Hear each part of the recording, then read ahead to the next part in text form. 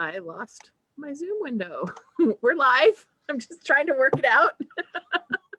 Hi, everybody. Happy Tuesday. I'm Ashaxi. I'm a Laurel in the Kingdom of Ontir, and I do these Branch of Laurel interviews once a week. And tonight, my awesome guest is Marya Kargashine, also a Laurel in Ontir. Welcome. Thank you for agreeing to do this. I would like to start you off the way we start everyone off with your origin story. How did you find the SCA, and what made you fall in love with it? I found the SCA because my college roommate's friend was all excited about Eagles, and then we couldn't go because it was a pre-reg year. So we had to knot Eagles in the backyard with, you know, the medieval dress up and all that. But before that, I'd been going to Camlin up in Washington in high school and thought that was super cool. So I was totally primed to find the actual SCA like that next year. What attracted you to it? Something different where, you know, you made things rather than found them some other way. Less of a consumer culture? In a different way, more of a, it wasn't so much the anti-consumer piece, because that was still a thing, right? But the sort of the maker aspect. The maker aspect. I can make this thing. I can be someone me and also not me at the same time. So the costuming aspect was a big thing. Oh, absolutely.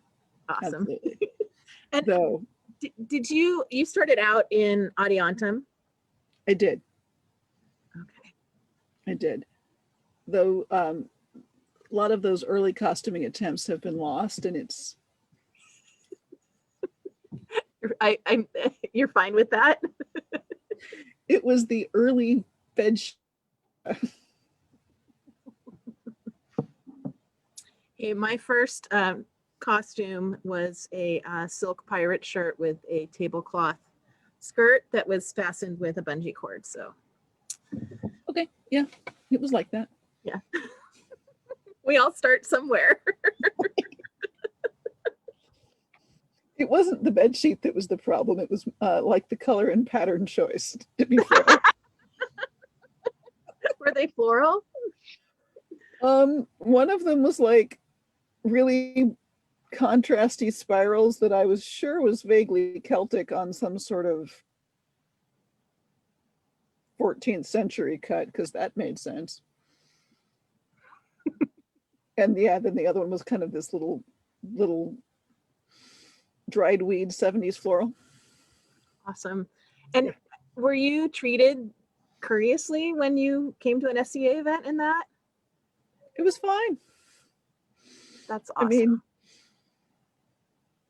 the fact that I showed up seemed to be the awesome part. Yeah, that's the important part in my mind for sure. So was your first event was not in Eagles. What was your first event?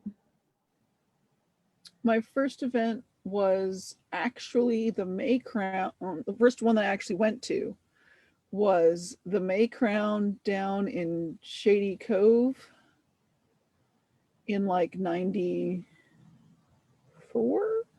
Ooh, that might have been before my time. But it was one of those, let's throw everybody in the car and sort of camp out on the edges and spectate. It was super cool. And you had kind of a crew that you ran with, your college roommate? Well, at the time, yeah. And that didn't last very long because there was moving out of town. The friend that came down and hung out with us was off to somewhere else for like part 2 of school, but I found plenty of folks nearby, and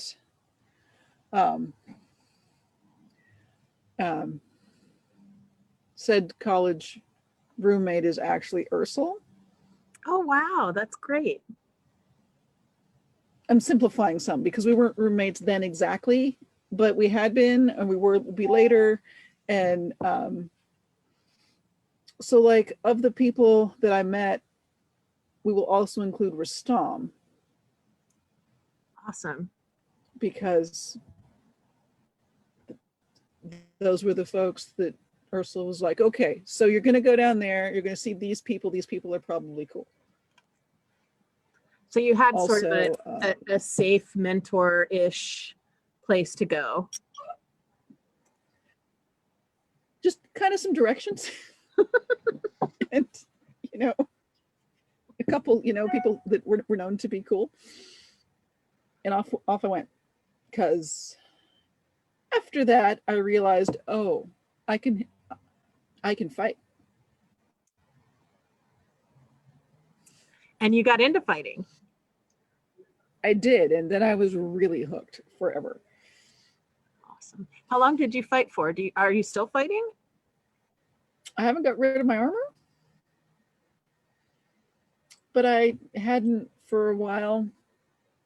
When we stopped being able to be in person, I was kind of ramping up to, well, maybe now that I've healed my ankle mostly, I could do the thing again.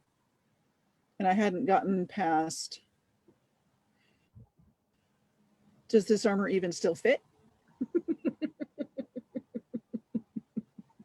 And then we were, out. So it's an open question if I still fight, I think.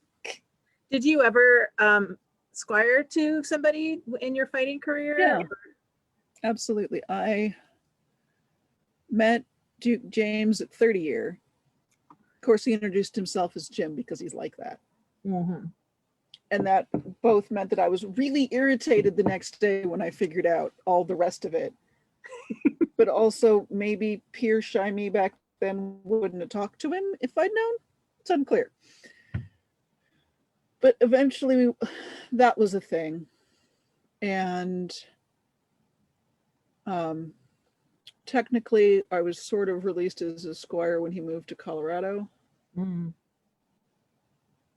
But we were still in touch. And then it was really, really awesome that he was back and able to come to the Laureling. And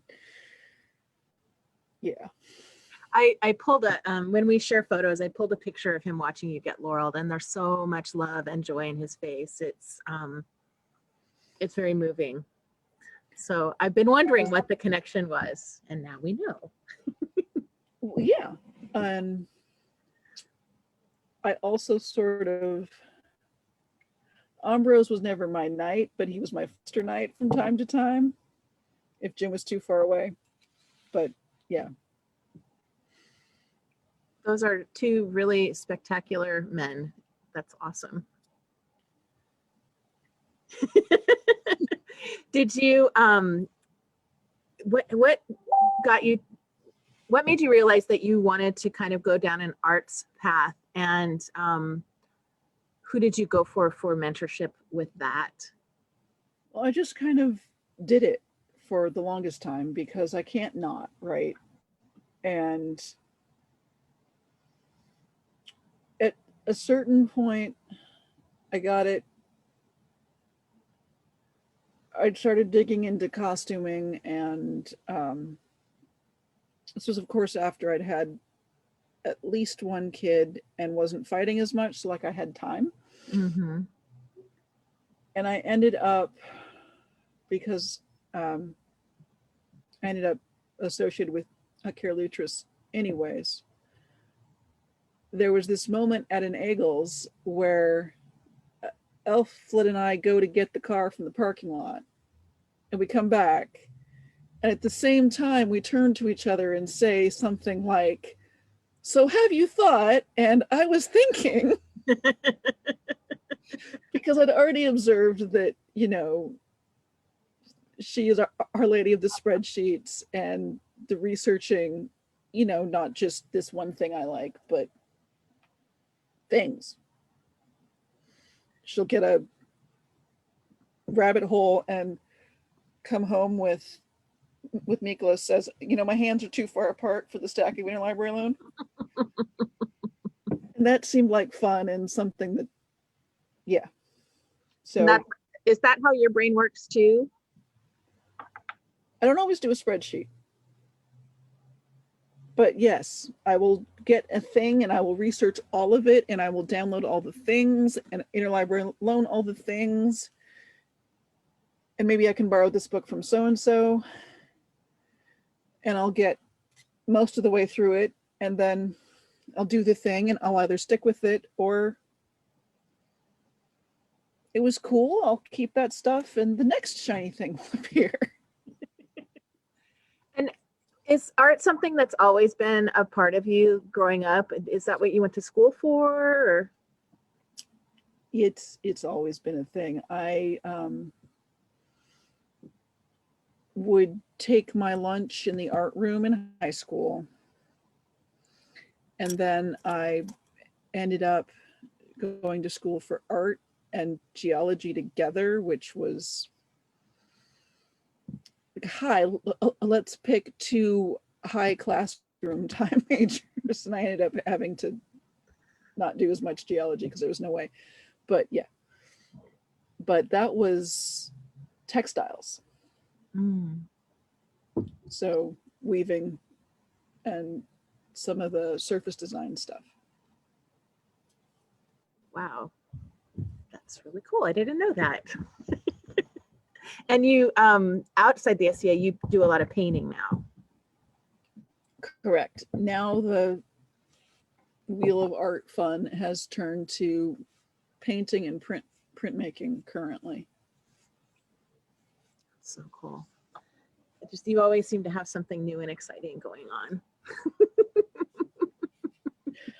Hilariously, kind of getting back into painting, not scrolls, came about because there was this charter with a big an initial and a lot of space in it. And I thought, that needs a landscape in it.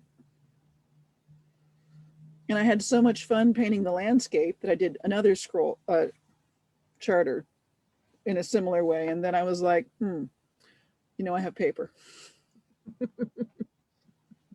This seems to be a path I need to go down. Yeah. So it's been kind of back and forth things talking to each other. So you started, I'm just trying to flesh out your background. You started in 94-ish and got your award of arms in 2003. That's a really long spread.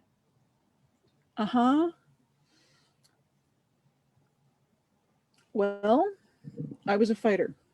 And then I had 2003. I had 2 kids at that point. And in the midst of all that, the kid's dad got deployed. I moved up to Washington, came back. There was a lot of stuff. A lot of life happening. Yeah. But then it looks like things kind of, you got really active, which is impressive with 2 kids because it's been hard to do SCA with kids for me. Well, it helped that the first 2 were old enough to not have to be carried. And the activity that I've found was all stuff like heraldry, a lot of which you can do from the comfort of your own house. And Scribble, there's a theme here. A lot of things where I could do the thing at home when I could make it work and then be at the event mostly taking care of the kids or whatever as one does and not have huge event time commitments, at least when they were little, because it didn't work. No, it doesn't. That's my experience too. Costuming or like administrative stuff behind the scenes is, and it can be frustrating when people tell you that you haven't been active or they never see you, but you're still putting in hundreds and hundreds of hours at home, but nobody sees it. So you're not playing. Yeah, that look. Okay. I will totally bring all 4 of my kids, 2 of whom are toddlers, to your practice. Oh, okay. Neither of us is having fun. How about it? Now nobody's happy. Yeah, a lot of it was trying to work around the kids and making sure that their dad could fight and I could fight. So neither of us got very far, but we had fun. And really, that's the most important part. Yeah. Yeah. How old are your kids now? My oldest, is 21, and math, 19, 16, and 14. Oh, wow. Wow. So you have almost total freedom now.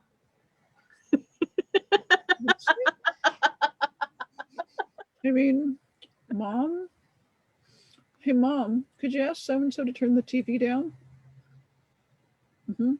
Okay. Yeah. Hey, Mom. Yeah. They're almost adults. Keyword almost. Yeah. But way more independent than toddlers, for sure. Yeah. Yeah. I would not, for all that it was hard having a bunch of kids close together, I kind of did it on purpose, thinking that I would really, really not be into it if I waited until I was in my 30s or 40s to do it. Yeah. Yeah. I did the opposite. I waited until I was 35 to have kids, and I don't know what the better choice is. Right. It's just different, right? Yeah. And not having kids is totally fine as well. Right. Well, let's look at some pictures because there are a lot of them. All right. Oh, yeah. Okay. So this looks like it's super tiny. It is. There was a scroll phase I went through, kind of still in it. If I were to work on something right now, where I was only really happy if it was about 7:9 paper size, and so smaller for the image. Some of that was to force myself to get better at smaller things. And some of it was completely self-serving, because if it's tiny, it's a more bite-sized thing. Mm-hmm.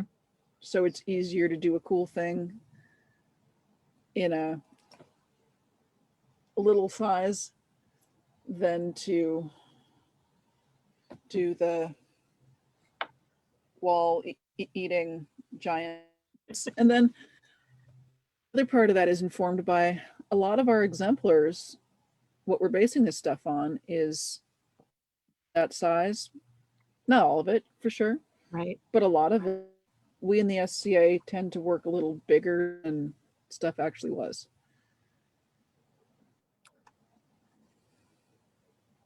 And I apologize. These are not in order at all. So here we're skipping to your laureling ceremony. Right. And The that hat. Great headpiece. I love it. So that guy is based on some pieces that were in a cathedral in Novgorod. There's like 3 of these guys, these diadem assemblages, and they're not complete things. We know what they were based on the metal bits and how stuff was layered. Mm-hmm. What I was reconstructing was, here, I'm trying to point at the screen like someone can see me. Okay. But Here. like what I had to work with was this reconstruction drawing of where all the metal bits were found in relation to each other. Okay. And then looking at kind of similar things on people's heads in mosaics is where I found most of the good ones. Awesome. I love creative reconstruction archaeology like that. It's super fun. I love to do it. And there you are again. Mm-hmm. with Oh, the some of cloak your of doom. Yeah. rings. And my lopsided temple rings. Perfect. Well, because a lot of the finds aren't symmetrical in terms of type and number. So if you look like you've lost one, you might actually be correct. And I kind of love stuff like that too. Yeah. So we're just jumping into your laureling ceremony. Sure. I love that. I'm assuming you swore fealty on the orb. Is that correct? Absolutely. I love that. What makes the orb special to you? Well, folks that are dear to me made the new trappings. And it's the only piece of kingdom regalia I've ever had in my purse. I think it's the only one that would fit in a purse. Right. So there was a Kingdom Arts and Sciences where we'd all trooped up from Olympia to wherever it was. I think it was Bainbridge. Then that hotel that goes down the hill. And the orb, the box hadn't been made yet, and so it got dinged up and had to get fixed. Mm. So it was going to come back with everybody to Olympia, but somehow we didn't have a bag for the orb, and food had to happen, so it went to dinner in my purse. The orb likes to get around, I'm telling you. I mean, it's portable. It's adorable. The orb has its own Facebook page, for those of you who don't know this. It had its own Facebook page before it got prettified. That's true. Uh-huh. And now it's even better. Mm-hmm. That collar is stunning. That's a Fjord leaf. Of course it is. There's a find that we pulled that looked perfect, and from there it was Fjord leaf.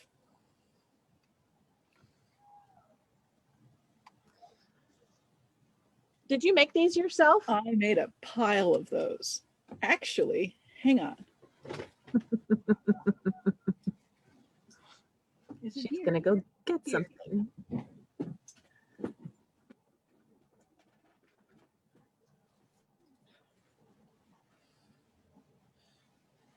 Here's the matrix. Oh wow.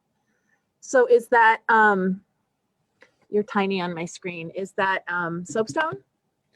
No, it's aircraft aluminum because it was handy. Oh, cool. And it came from a shop where folks had gone to visit a Boeing surplus a lot, which is why it was handy.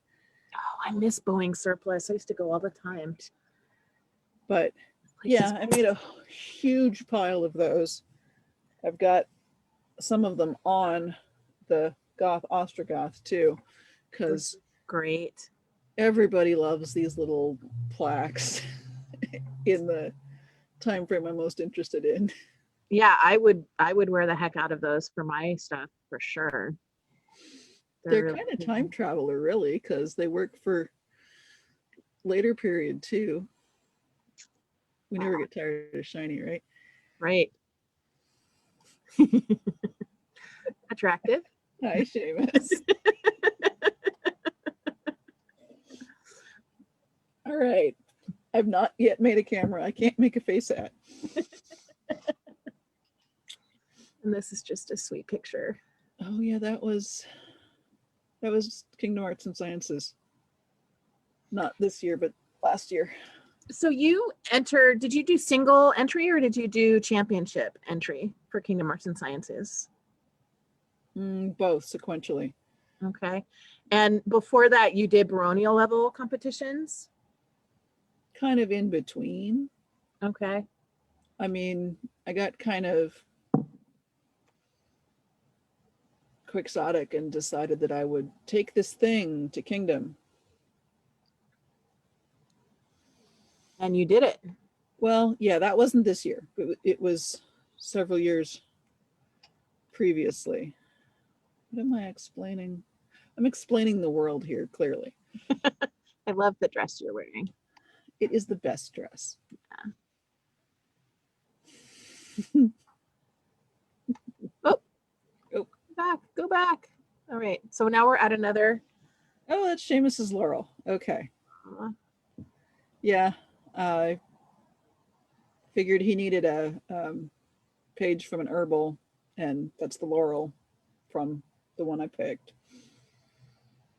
And also it meant I got to make a tiny little shield of his sea moose.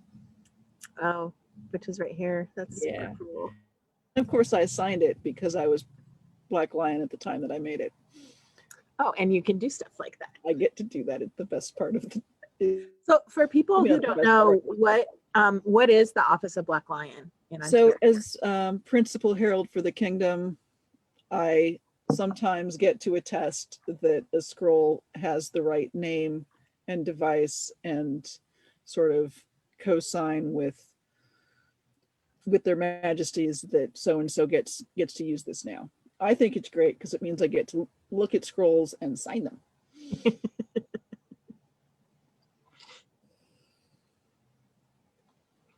And I didn't know you do voice heraldry a little bit.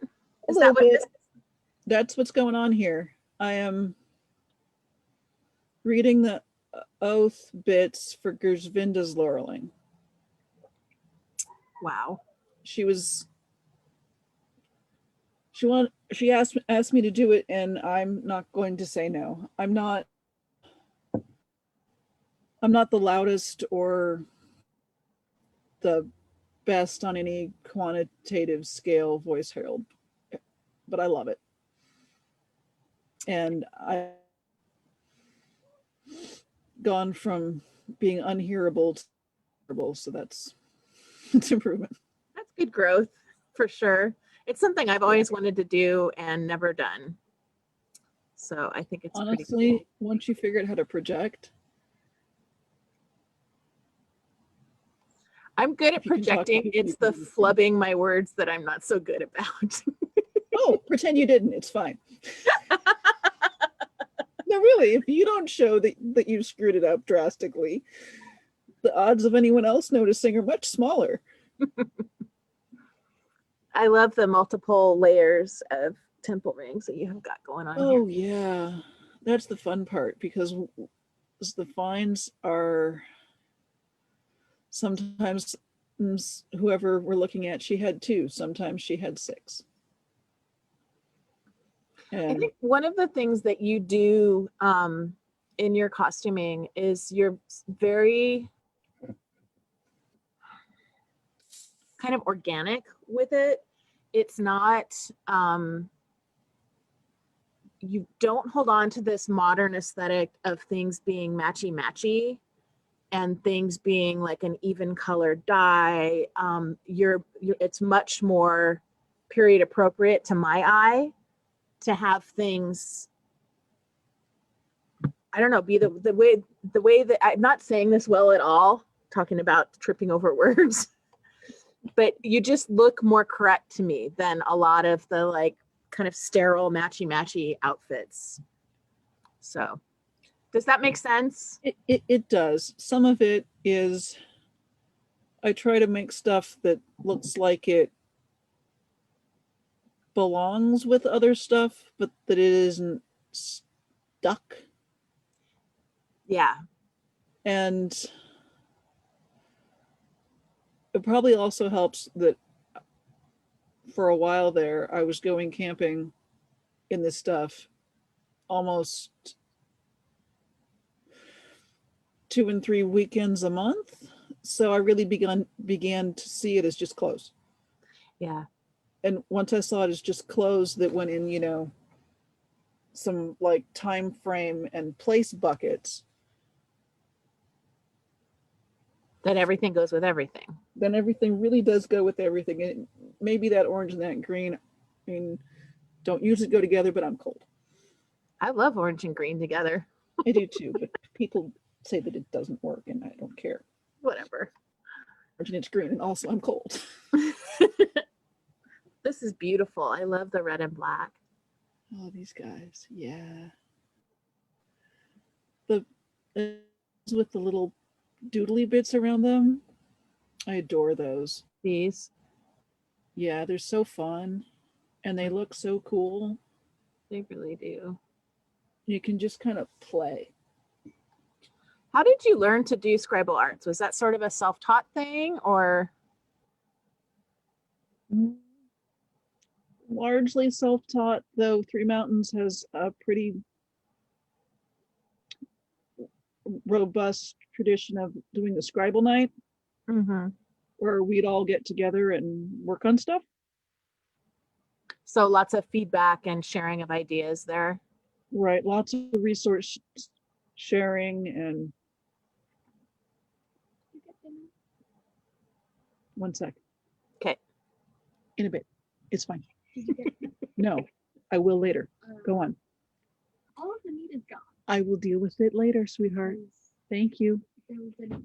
Sweetheart. Mommy's in an interview. I'm in an interview. I will deal with it. If I don't get to eat dinner, I will eat some other kind of dinner. Good times. Kids are awesome. And you rocked this look too. Oh, this is fun. So good. This was, We'll go back. this is another thing where I'm like, okay, I like this. I'm going to just make a couple of units of this so that I can just be Minoan all summer. It's stunning on you. You just, yeah, it's just amazing. It's really comfortable. And I think I'm trying to imagine someone who it wouldn't be attractive on. I don't know if I could rock it. I think if you were comfortable, it'd be great. I think in my 20s and early 30s, I would have been all over it. But at 52, I don't know if I'm comfortable with that much girls anymore. Failing that, happy to introduce you to my Mycenaean version with the slightly higher neck and the cute jacket. I could maybe do that. So this day at Sport of Kings, I was so confused.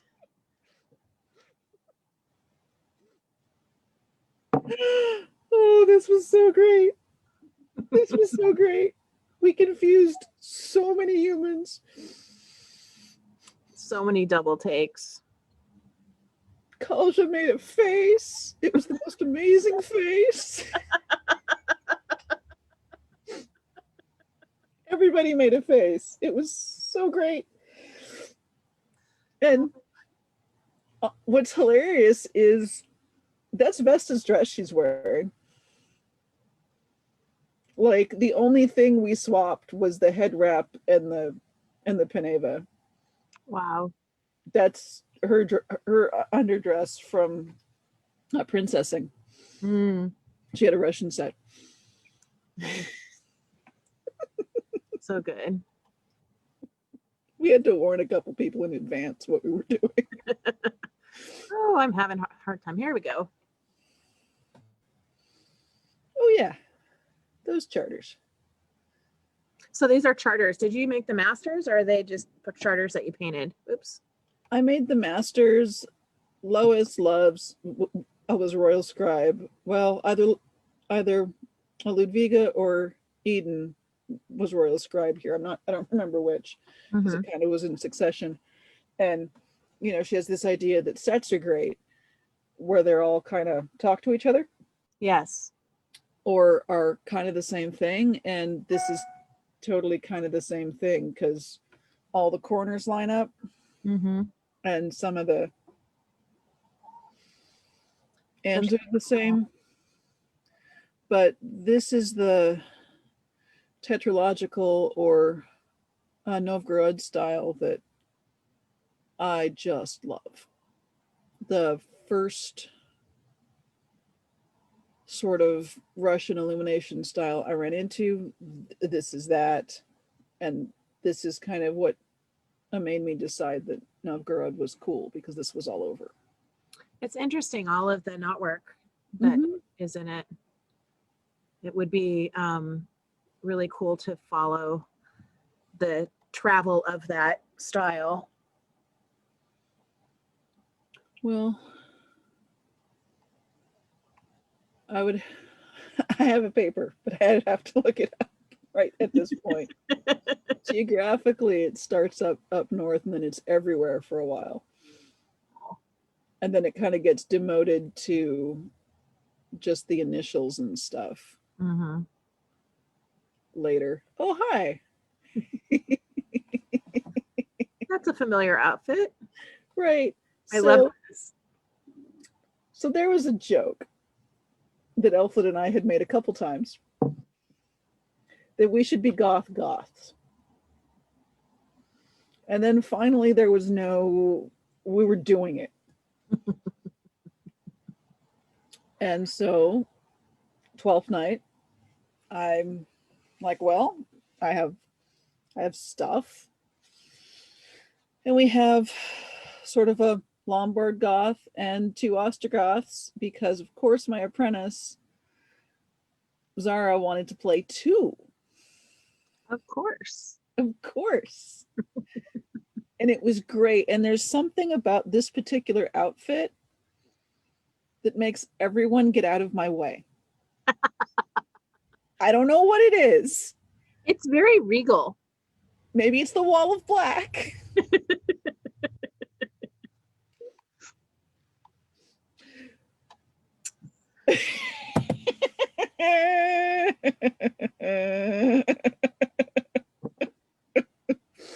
So Yes. I would call this family.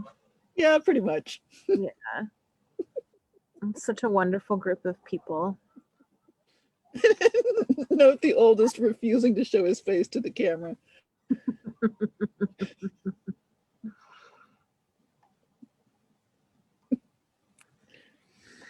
And you do some casting. A little bit. This one, it was great. It was cool. It turned out super well. I put it in the shelf by the nightstand.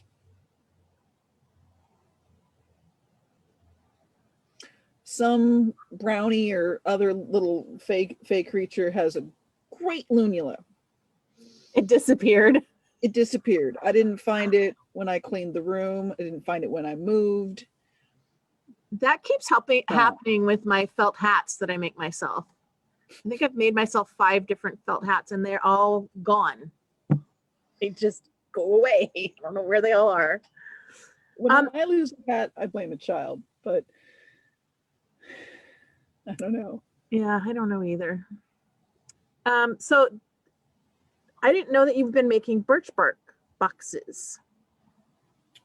Right. So this was the first time I did Kingdom Arts and Sciences. Okay. Like, I will do this thing. I have these 2 ideas. And this, of course, was one of them. We don't have a ton of complete ones, and the way that they're made traditionally now is a little different. It's entirely possible we could have the solid wood parts, but I just haven't seen finds of the bits. Mm-hmm. But this was very much I have a theory and I think it's right, and I'm gonna go after it. I discovered I needed to find a different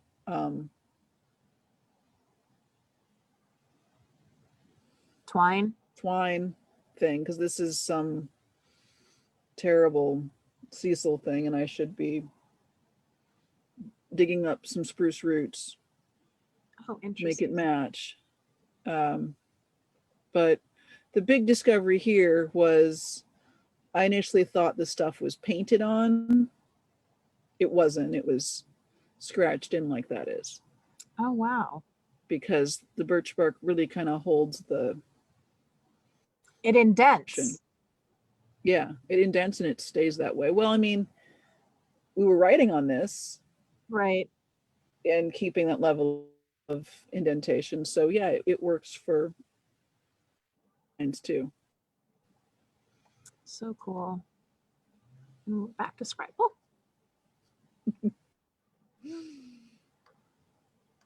That first one was the first scroll I did in this style.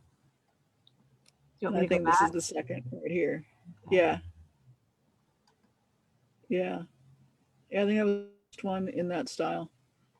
I just love it. It's so cool.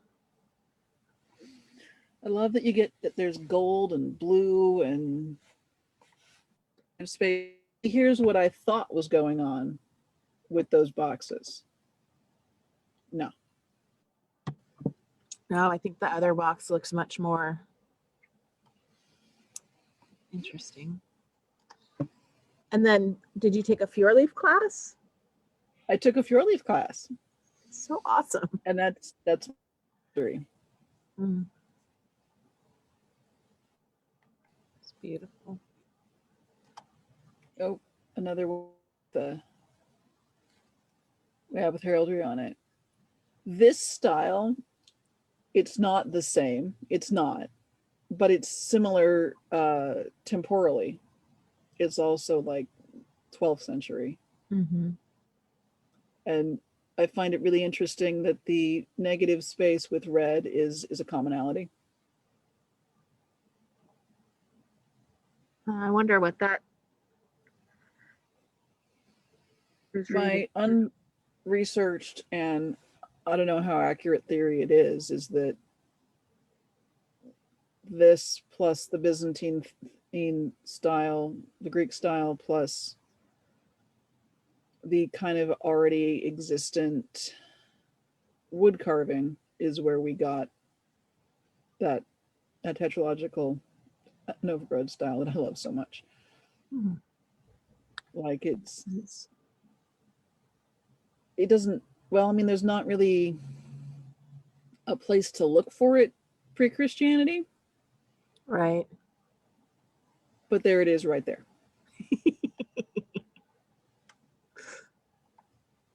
Oh, it's just so beautiful. Red.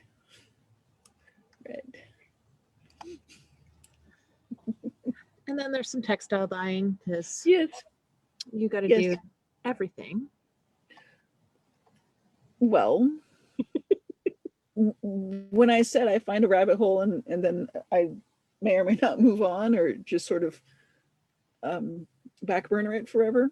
Mm-hmm. Yeah. That's what happens. Right. That's oh, here's some of the early stuff. Yeah, that's Okay, sorry. off a piece from the Staffordshire hoard. Mm-hmm. And Might it's a be good. Yeah. It's really cool. There we go. So this is an early piece, you were saying? Relatively early, yeah. I had just discovered there's a 15th and 16th century German book of scribal exemplars full of these sorts of penwork guys. And so I was super antsy to do something out of it. So here we are. Someone wants something for somebody German. So you got to experiment with that. Yeah. And some weaving. Right. Tablet weaving is the thing that I haven't really ever stopped doing after a certain point, because when I was in school it was sort of a thing that was being rediscovered as a form. And this is sort of my getting back into it sampler that ended up being my apprentice belt. Oh, nice. And is still an apprentice belt, actually. It's just not mine. Well, it's mine. It's not on me.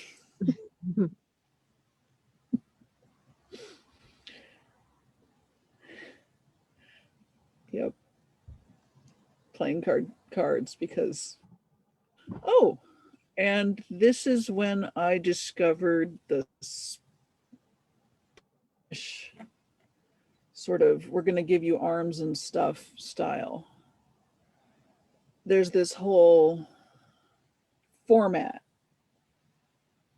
And these are probably some of the closest, other than, English grants of arms, right?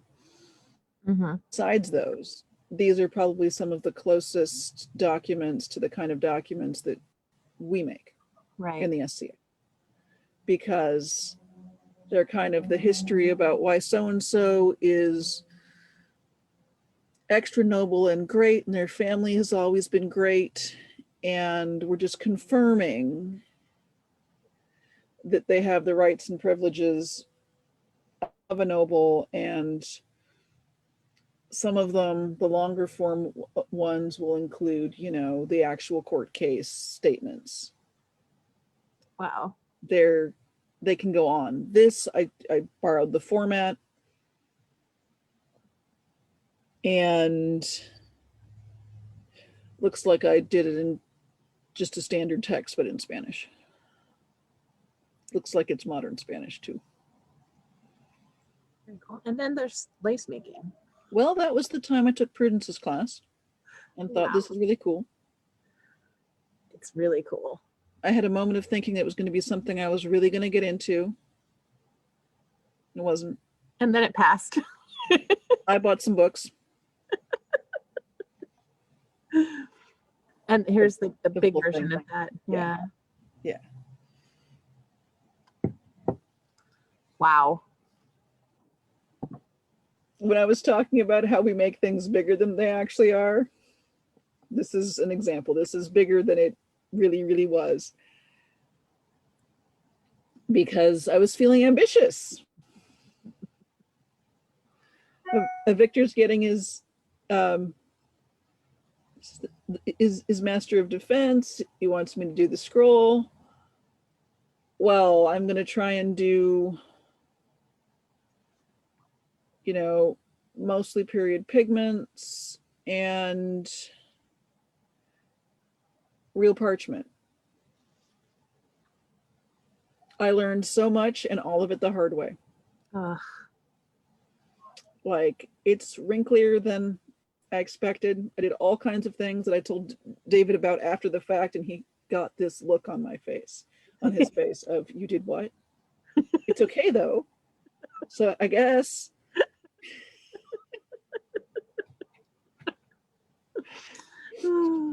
This is like when I learned that, ink reacts to parchment differently, that maybe you don't want to work small isolated things, all the things.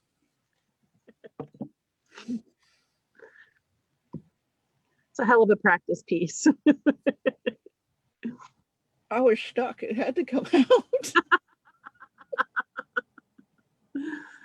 Oh, it's beautiful. Oh, I wish we could see the rest of that scroll. The exemplar for this, there's this page that you can find on the internet. Oh. It's an entire one of these. I really wish I could look at the rest of it. Oh, yeah. Yeah. Gorgeous.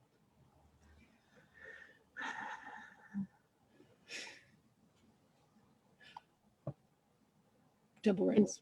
You just capture when you started doing temple rings and like showing how you could make temple rings and they weren't this big scary thing. I was so excited by this work. I've made no bones about the fact that scribble is something I will never do, and it's a bit of a mystery to me. But this was like, oh, that's something I could do. And it's really cool. And watching you journey through making temple rings was really great. And there are more pictures of them that we'll come to later. But that one right there, those were the first ones. Oh, are they? Yes. Oh, so that was an appropriate little. Yeah, because I took a class from somebody who'd figured out already that they were potentially not hard. Right.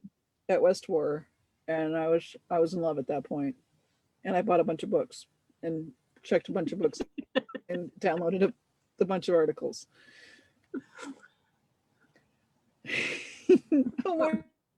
Oh my gosh, yes. I think if I had to pick two favorite scribal styles, this is the other one.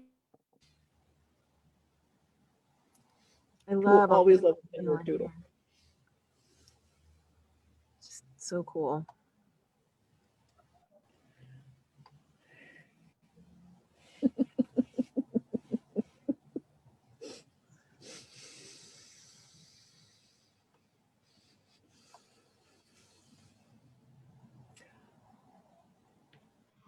And this was for honor feast. This was for Saruko, Caitlin's alternate. No, I may have her Japanese name wrong. I think because Saruko is someone else. Yeah, but it's something this else. was for Caitlin for honor feast. Yeah, and it's not actually in Japanese. It's a pseudo script. I did write I did write the text in.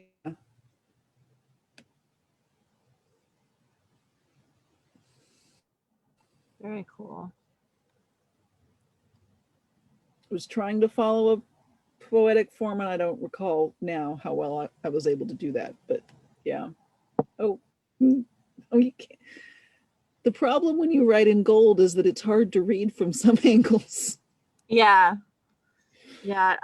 My husband has a his Age of Sonoras was done by Randall, and it's a blue background with gold on it, and it's gorgeous, but you have to like just make it so. Yep. Yeah. So pretty though.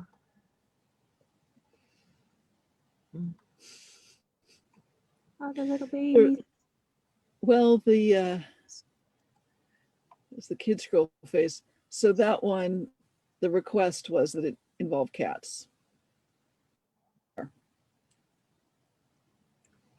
cool.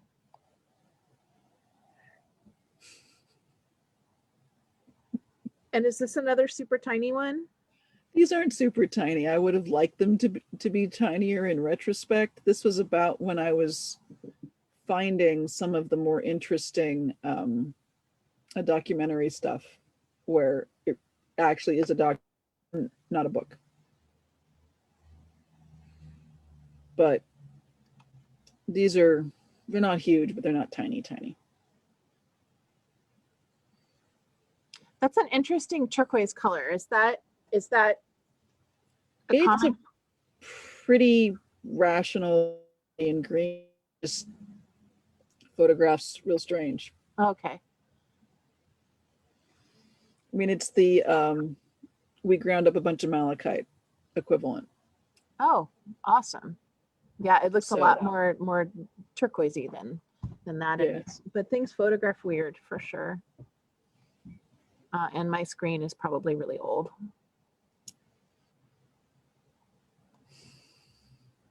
So stop me if you want to talk about one of these. Block printing. Right. So this is all Ursul's fault. Makes sense. Back when we were first both up here, we fiddled around with some textile printing, and it was not attractive. Then she came back and we were off. This is like Mark. This is not one we worked on together, but I only got to this place because we did a bunch of stuff to start with. And did she teach you how to carve the stamps and everything? We came to that separately because linoleum block is a linoleum block. Mm-hmm. Is a woodcut. That she was digging into first was the technique of how do the inks work, and then a lot of what we were both into was how do we replicate the look of this existing textile. Mm-hmm. That's one of the long, amazing Spanish scrolls. It's a book. Wow. And the So text is, once we get past here, an abbreviated version of an actual one. wow. I think I only have that one picture of it. That's probably correct because it looks just kind of like pages of the second half of this one. Okay. Lots of writing with some flourishes. Wow. Somewhere I have pictures of all the pages, but It's really cool. oh, different Russian. Mm. That's the sort of more Byzantine Greek influence stuff. Okay, and then temple rings. These guys came about because I thought someone was wrong on the internet.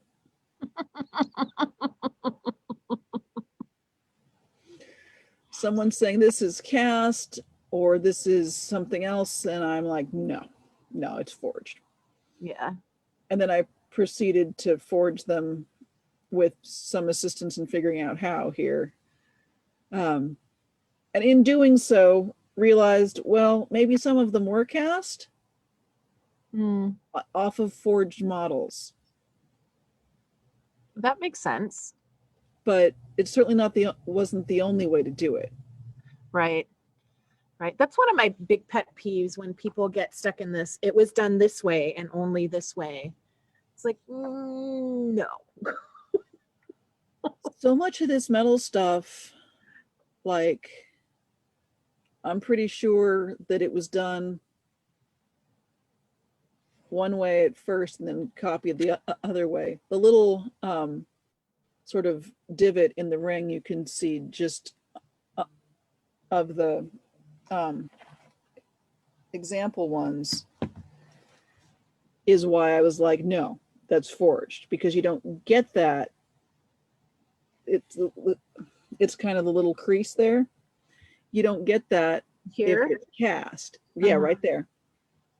You don't get that if it's cast unless you've copied something that was forged, because that's sort of a compression.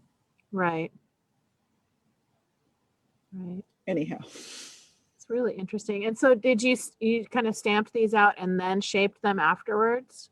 Correct. Step one was, of course, to get the long wire with some lumps and then turn the lumps into the flat parts. Mm-hmm. Same time, out the wire in between them. And then do the decorations. And so bending them into a circle was the last thing. Very cool.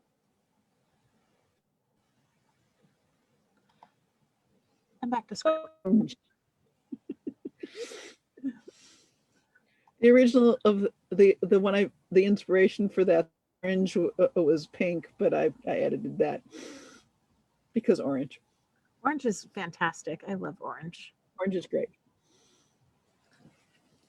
Oh, yep, that's the actual a Cuttlebone piece for the lost lunula of sadness. Oh, This is like, that's such a fugitive way to cast anything. The Cuttlebones are real. You can get one or two usually. So it's not a mass production deal. Right. It's a one of a kind thing. Mm-hmm. Or two of a kind. That one was gorgeous. It has a cat footprint somewhere. Oh, that's awesome. I think it's towards the bottom. I had to dry on my desk and shut the office door, I thought. I had not shut the office door, and the heater was still on in here. Oh, cats. These are really cool too. Yeah, those are the super simple, comparatively kind that are everywhere. depending on the diameter, these could be all over the place. Yeah. It's the smaller version of these thing to have a discussion with Kalja about, because they show Hungarian Magyar texts as well. The form is the same. Uh-huh.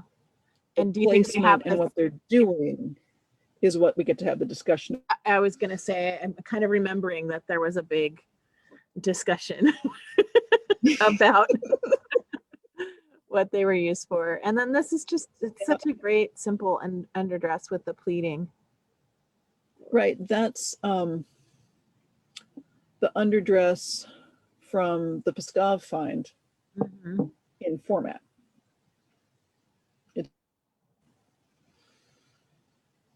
Well, it's my interpretation. I don't actually know how it was cut, because what we left over is the neck and the pleats. Right. Right. And the cuffs. And a rant about why did you unfold it and prioritize the silk? Oh my God, why? But I didn't get to deal with that find, and who knows, I the same choice. Right. The attack of block printing on all the summits royalty, all of them. There is no escaping. I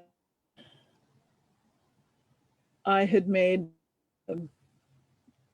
the geometric block there off the couple block printed Russian pieces we have. Well, they're fresh.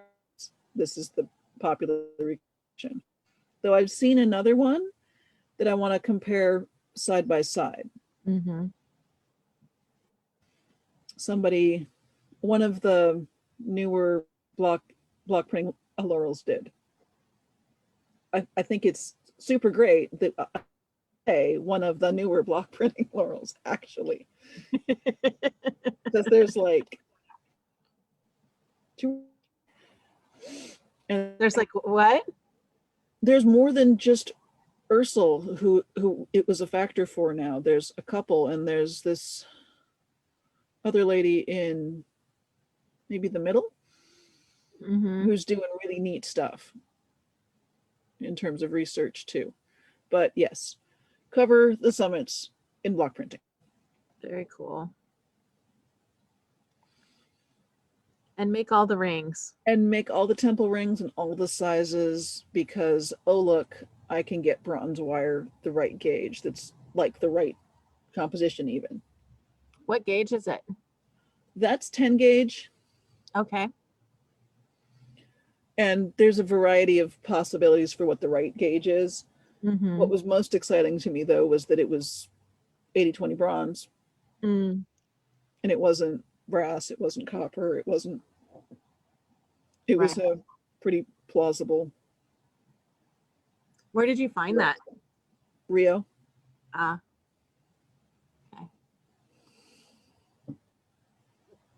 And we were talking about landscapes. Right. So that one. Wait, sorry, we'll go back. There we go. I have apparently got a thing, because we've seen two of them now, about writing scroll text in poetic forms. Mm. Because that's what I tried to do here. And then I threw it up on a runestone in a way that's not, I don't remember why I chose that particular orientation, but right about now becomes the I will attempt to write Norse poetry in English. It's a pain. It's not meant for English. At least not that form.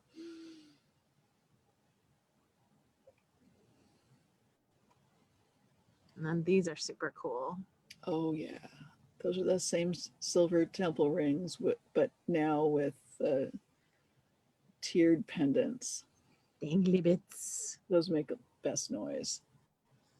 They do. And I think it's something that they talk a lot about in the nomadic finds, that things have motion and make noise. Mm-hmm. And I just love that. Yeah, we have Jingle Horse too, which I have not yet managed to make, but is that same sort of Finno-Ugrian love of things that jingle, because all of the northern Russian stuff has something that jingles, and maybe like 3 or 4 or 5 things that jingle. Mm-hmm.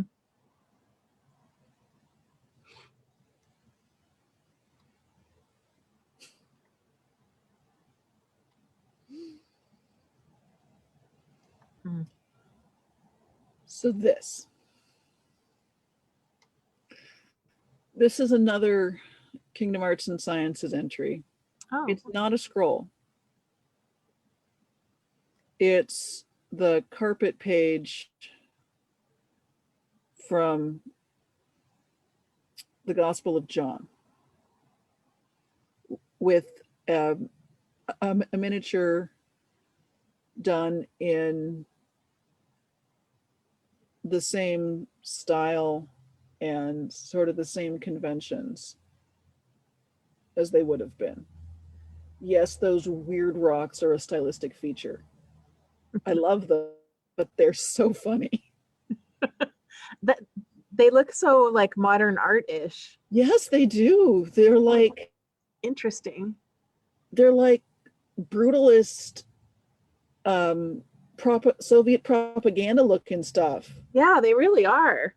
It's And crazy. that makes me think that, oh, well, now I know where that came from, because you were looking at this stuff in church. Oh, And historically, right? You've yeah. somehow built these rocks are dramatic. And what? It's like, where do they come from? That's so weird. Wow. I'm sure there's an article in Russian I haven't found yet that will tell me, but I haven't found it yet. Yep. I know that they're supposed to be like Patmos. So maybe I should go look and see if the rocks are particularly hilarious there.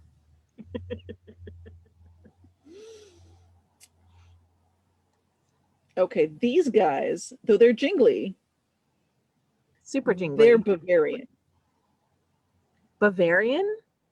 Bavarian. Wow. These are West Slav. Huh. And they're super cool. I was going to make them in silver, and I have the stuff for it. I know exactly where it is, but I never did. I got as far as making these guys out of craft wire and disposable pie plate. But it works. But it works, and it wasn't expensive to try it out in, because that's the problem with the jewelry stuff. Yeah, it's not cheap. Doing it in silver adds up after a while. And then I found out. Interesting. They look kind of like cowrie shells, like a metal version of cowrie shells. Cowrie shells are a thing. Yeah. Also, there's there's some cowrie shell headgear finds in Russia that I haven't done anything yet with, but they're on the list. There are also cowrie shells in some of the Scythian era finds as well. Makes sense. It's sort of a... You can follow it back. Right. This, though, the picture is the actual size, and the one I made is too big. So when I redo them, small. Interesting. I sort of guessed on the scale, and then I went back and figured out what it was doing. Yeah, there they are again. There's a couple of them in sort of those German now contexts, but West Slavs got about that far. Mm.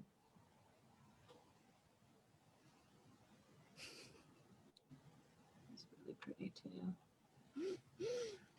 At one point, I told Ludviga be almost always happy to make her a scroll as Baroness of Stromgard on even stupidly quick deadlines, as long as she understood it was going to be Russian.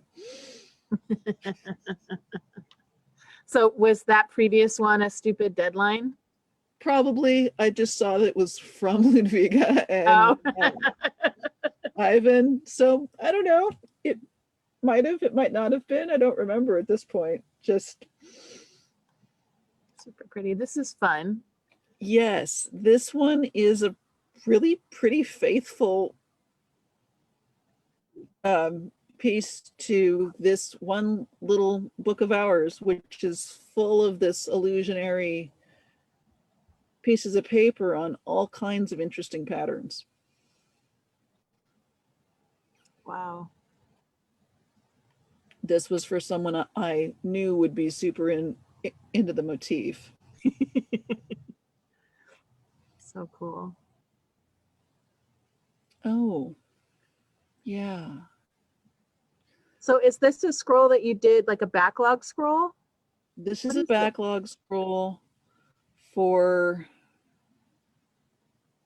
Because it's signed by Davin and Octavia, right? yeah, this is for Beth, Wow. because she never got Who's the purple Laurels. unicorn? Let me read the thing. Elizabeth Piper. Oh, okay. Wow. That's really beautiful. This was one where I got to be as aggressively accurate as I wanted. Nice. Nice. Because her persona is the time frame when folks are doing this. Right. Right. Super cool. Oh. Yeah. And there's more block printing. More block printing. That's another one of the extant fragment reconstructions. It's the bigger one. That one's bigger than a pie plate. It's huge. Wow. Like a 12-inch square block. That ended up on Ishtvan. Nice. And this is, might be recognizable as Christian and Helen's stuff. Yes. With the motto worked in. These guys largely came out of for, and I'm not sure at this point whether they're the thing we were basing it on is one of the dubious finds or not, but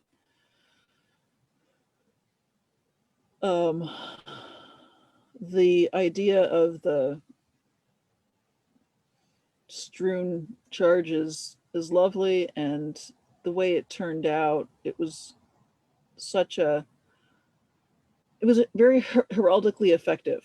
It was. They were beautiful garments that we And made out of these pieces. very obviously King and Queen of Ontir. Yes. It did its job.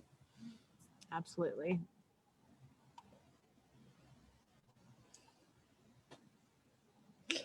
Marya has not met a non-Western European scroll format. Marya has not met a scroll format she wasn't up to trying. So beautiful. This, that was for Anyalika. This one is? Yeah, the Arabic thing up top is actually the formalized signature part. Wow. Which is kind of cool that it's flipped. Mm.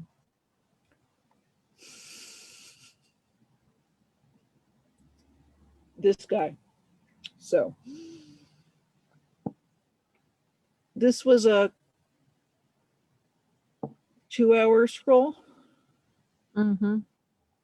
It was sort of we wanted to give this thing, but we just decided it now situation. and it was a promissory, but I don't think she's ever gonna swap it. Yeah, it's super cool.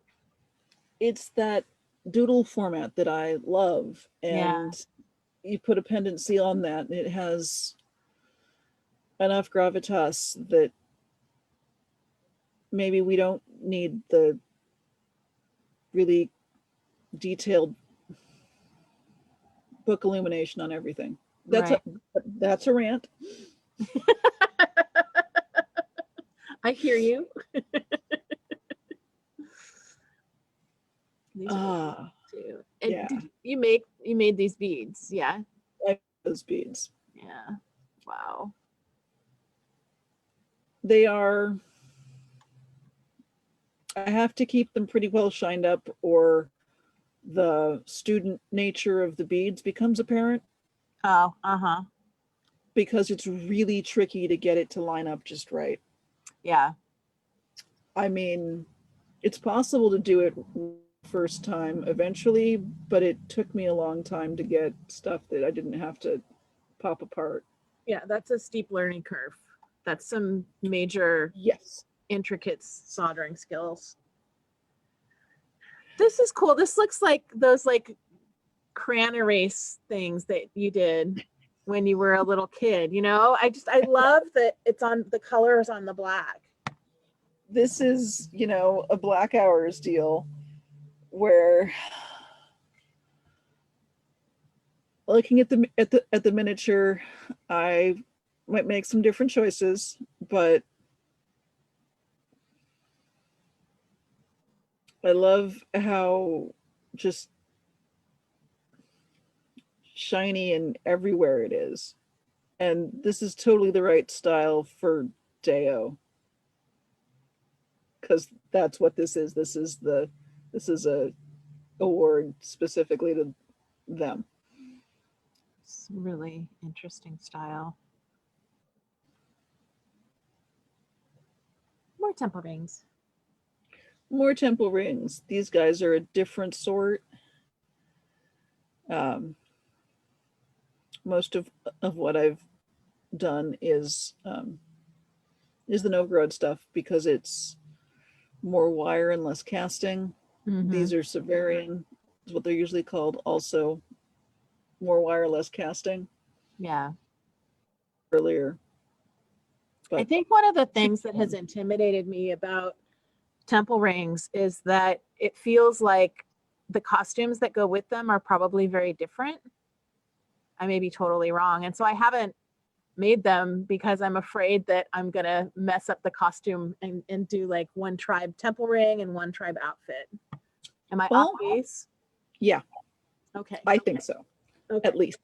So, one, you'll find these different types of temple rings. They have sort of their main area, and then they have diffusion. Okay. So you'll find these guys, one of them in a cemetery that's mostly Vietici or Novgorod or whatever. And as near as I've been able to tell, the most distinctive costuming piece is the temple rings, Oh, interesting. because it's one, we don't have a ton of useful finds. Right. There's like Is there the much whole, textile evidence? not tons. Like Pskov is the best preserved thing we've got, and it's not really totally Slavic. Right. It's that starts all the arguments thing. And boy, do those get heated. Oh my goodness. Well, there's so many different theories about it, and I, of course, have my own. But no, I think from what I'm seeing, if you're wearing a shift and a belt, covering your hair, and wearing some kind of temple rings, You're good. you can manipulate where you are mostly by the temple rings, Nice. at least early. Nice. And it may be that there are differences that we don't see because we don't have the textile evidence, but even the burial dress on the Volga book, that one, where she's, you know, synthesizing some more of that evidence, there wasn't a lot that was different that was textile. Right. You see a lot of differences in jewelry. Guess what? It's so interesting too, because one of the things that was really fun about watching your journey is watching you develop your own theories and speak to them and stand strong in your theories and not get, because this is one particular area of research that people get really passionate and stuck in their rut about. And For sure. Man, it's kind of unpleasant sometimes. And I was so proud of you, and so just, it was so awesome to see you be like, well, that's cool, that's your theory, this is my theory, and I'm sticking to it. And I really admired you for that, because yeah. Well, Pskov kind of brings it out in everybody.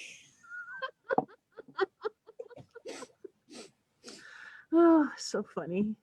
People But, are so oh weird. yeah, the tiny phase. So these, sorry, tiny. That's super tiny. I have a commission and a tiny, well, maybe it's not an offcut, it's rectangular piece of parchment. Super cool. So there we are. And that's not super tiny, but it's still pretty small based on a book page, because there's this braid style that I also love. It's like picking between my kids. Were they as a crown, were they they're a crown now, are they what am I trying to say, goodness, do they dictate the styles that you use, or do they sort of give you free reign? Did they ask for the style? In specific, most of the time they were pretty open to what scribes wanted to do or what seemed a good fit for the recipient. Certainly, Christian has a love of long texts, or at least he did this first reign. Right. I noticed that they got a lot shorter the second time around. Well, if you're reading them out in court, shorter's kind of, I don't know, smarter, because we have such long courts already. Yes. But this is gorgeous work. I didn't bring that up to slam anything. No, I understand. This is that one text too that it did a lot of like it, and I know I compressed that some. But and in general, not just them, right? Right. Most folks are perfectly willing for it to be in whatever kind of style to suit the recipient. Though I've worked with some crowns or coronets who've wanted a more themselves style for like charters. Right. But in my experience, the way to get to do something specific is to pitch it as perfect for the recipient, or like my deal with Ludwiga, a style I can get done efficiently. Because if you don't have to research everything, you don't have to learn a new hand. Right. Things can go a little faster. Things can move a little bit more quickly. Oh yeah. So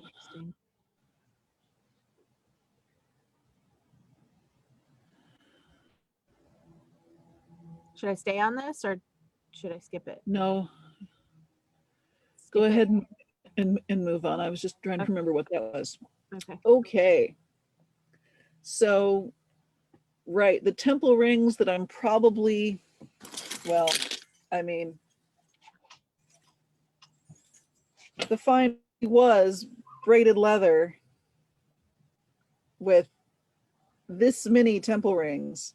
Wow. So, and this is a West Slav context again, but there could be tons and they aren't always in the ear. Right. People use what they have, right?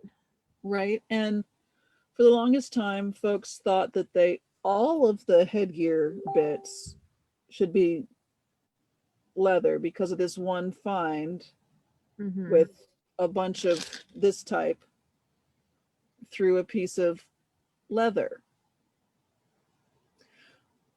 Further investigation determines that that was her ear. Oh, and not a piece of leather. And not a piece of leather. And the folks who were saying, gosh, it seems like sometimes these function more as earrings, We're correct. were also correct. It just makes sense that they could be both. Well, particularly that style. I used to wear those as my regular earrings because Yeah, they're easy. they're cool. Yeah. Ooh, another one of those doodly initials, but late period. Yeah. Did that one on a train. Wow.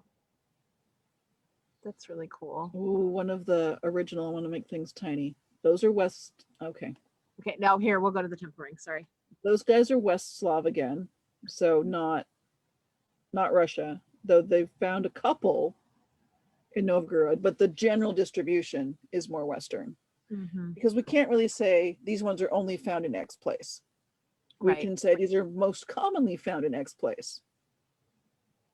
But they move around. Because they do, and Yeah. the ideas move too. Right.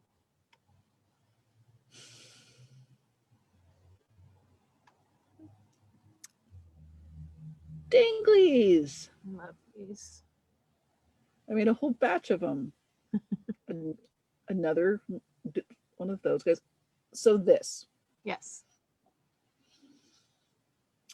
is for Vesta, and this is based off the Vindelandia tablets, which are little pieces of thin veneer white wood that are written on, Mm-hmm. found at a Roman fort. And they're letters, like honest to God letters. And so the thing for Vesta, this is her carp, I believe. Oh, Yeah. cool. And Cool. what am I going to do? Well, I don't want to do a book page. Right. See above the rant, right? Mm-hmm. And then I remember these guys. So off I go to Woodworker Paradise and get this sheet of veneer in a compatible wood. And I still have it. So if some coronet somewhere scamp needs to do a whole bunch of Roman things, Oh, we're excellent. all set. Well, speaking But of Vesta, she has a question. She would like to know Uh-huh. what has interacting with other reenactment groups been like?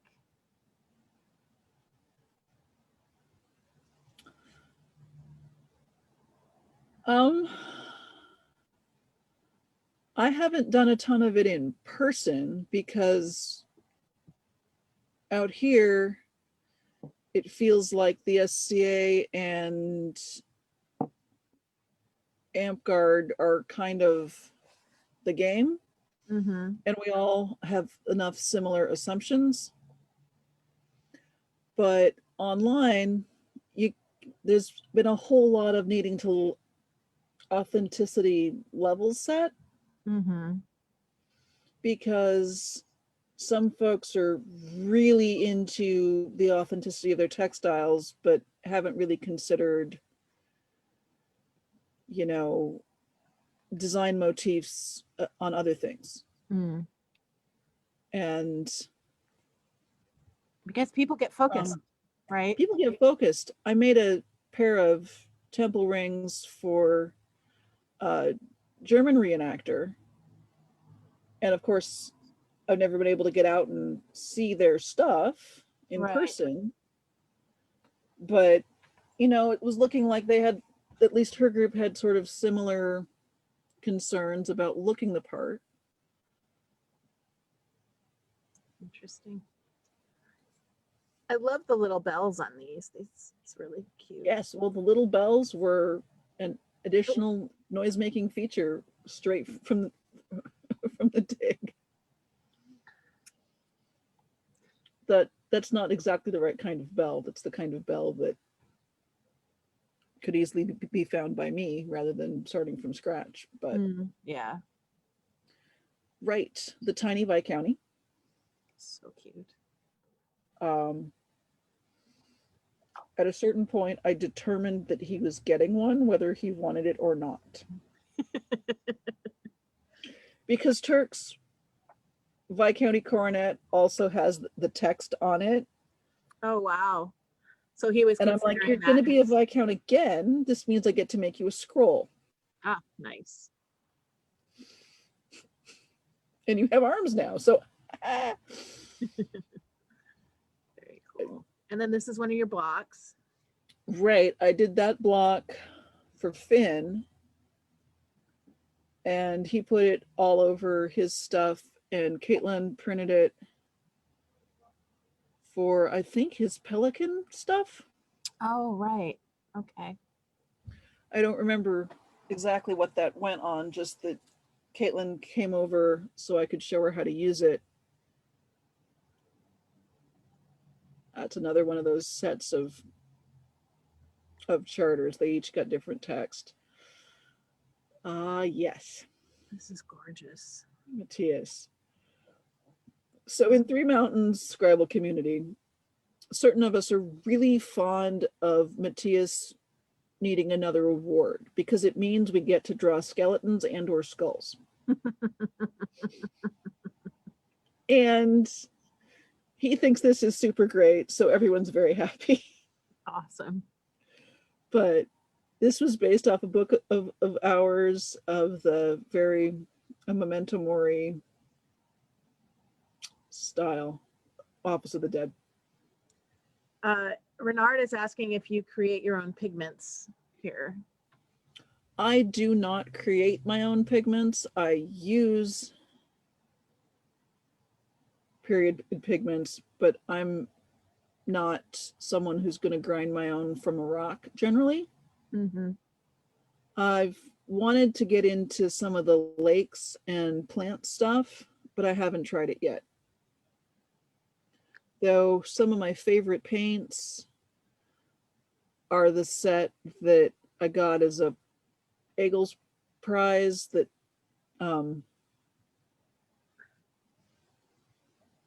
Antonia made. Oh, okay. Yeah. So.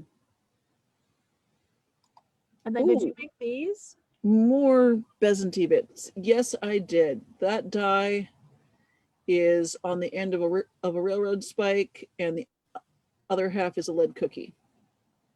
This is based on some little guys found on somebody's headdress in a grave. One of the many wonderful and prolific Olga Orfanskaya articles.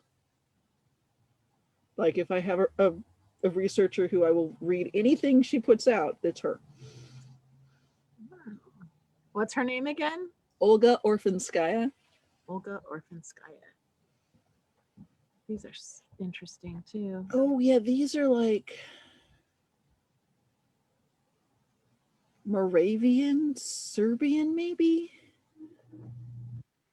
I'm still trying to track down the exact find. Are they little phalluses? You know, Kind I of. could see that, but I don't think that was the intent. I see penises everywhere. I totally see them now too. And I'm going to wear You're them more welcome. now that I've seen it. Sorry. But found these on some other reenactor was making them and showed and had a dig picture, which I'm still trying to figure out exactly where it came from. But there's some kind of West Slav. How interesting. Hmm. What's this? That's Ludwiga making the simplest and most graphic Laurel promissory ever. It's gorgeous. I mean, she told me I should put the date on it, and I didn't. And this is your Laurel scroll. This is technically a promissory. Oh, okay. Ursula's working on mine, and it'll be glorious when it's done. But this is amazing in and of itself. Just It really is. the gold on the birch bark, and yeah. And you're wearing my favorite dress. It's my favorite dress too, because it's wool. It's herringbone, which means it's just stretchy and wonderful, and Awesome. yeah. And this is your Laurel medallion. This is my Laurel medallion. William Bjornson. William Bjornson. Yeah. It was on the cart staring at me for a couple years prior. Afterward, I asked and said, was that meant for me all along? Yeah. Aw. I figured if someone else bought it first, I knew how to make it again. Nice. Which there's only one person really who would have bought it. Uh-huh. And now we have a game where Northern Nadezhda tries to steal it off of me every time she sees me in person. Come on. And then Don't you have William, I've got the beads. We can do this. and you had quite a vigil spread. Well, yeah, we Oh, did it and then we're twice. sitting around. Sorry. Did you make these beads? Nope. Most of those Ariadne made. Oh, awesome. Because I wanted to string that halunula properly. Uh-huh. And so I sort of stared at what was a couple things that was reasonable, and a lot of those are Ariadne. Some of them are from site tokens, and there's a temple ring standing in for a clasp. Nice. And then these again. Jingle. They're so great. And then more Yeah. vigil food. More vigil food. And then we're back to your laureling. Right. Right. So what amuses me is, so right, I started out in the bed sheets from the thrift store, right? Yep. I'm gonna stop sharing pictures. The theme for my elevation clothes, we're back to the thrift store. Nice. Well, not everything, but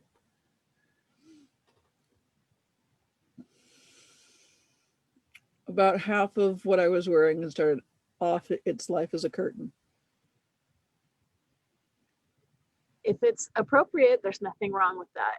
It's great. No, I think that it's actually a very special talent to be able to thrift items that work for SCA. Is there anything that we haven't talked about that you wanted to cover? Well, so that thing about documentary scrolls versus book illumination, I want to explain what I'm talking about there. Okay. So many of what we give out as documents in the SCA are decorated with and made to look like books of hours and so forth, right? Mhm. But if we look at actual legal documents from the time, often they're very different. Often they're more they're going to be like landscape versus portrait. They're not going to be as crazily decorated. There's going to be way more text, because the thing you run into when you're trying to do something based off a book of hours page a lot of time is, where am I going to put all this text? There's just not room unless you change the scale or put in a second page or any number of things. And so one of my things I love to do is find a documentary form and do the scroll off that, because then it's calligraphy forward, or it's a different format, or you get to use actual pendant seals, which I also adore forever. And while I've put them on things that came out of a book, it's still just kind of It bugs you. not right. Everyone's got their thing, right? And that's kind of one of mine there. Yeah. My other thing is just kind of talking about how literate Novgorod really was. There's this idea that nobody read or wrote very much, even as nobles, in the periods that we were interested in. Mm-hmm. And at least in Novgorod, that's completely not true. Like, there's birch bark little notes to the servants, to the artisan. There's shopping lists. Aren't there like little kid like learning how to write Unfim documentation too? is doing his alphabet and drawing a horse and Yeah. himself with a sword. So it was a little bit, it was different, right? The expectation was that you could read, that you could do your own ciphering, that you could handle all of that. But it's just one of those things that are cool about Novgorod that aren't. Is that one of the things that draws you to it? That was something I found out after the fact, because honestly, the reason I went there in the first place was the illumination style. Oh, cool. Beyond just, I'm going to be Russian, I'm going to pick here. And then after that, it was just the